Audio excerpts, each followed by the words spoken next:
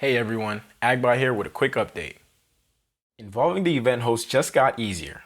If you're new here, this is something you might want to do because hosts can help build the event timeline and also help share the event with their guests so everyone can request music before and during the event.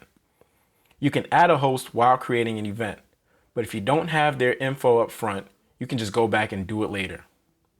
Let's jump into one of my events by tapping on it. Tap on Edit Host and let's add our bride and groom as host of the event.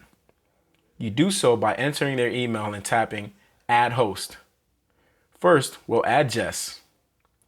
Jess already downloaded the app and made an account ahead of time. She'll receive an email with tips and a QR code for her event. Now let's add Ronnie. Since Ronnie has not downloaded the app yet, you'll be asked to send an invite to his email.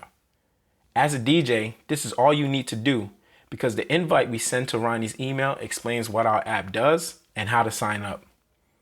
Once he signs up, he'll see that we've been expecting him and be greeted with some helpful tips. Make sure to hit update and save your changes. That's all we have for today, and as always, if you have any questions, don't hesitate to DM us on Instagram.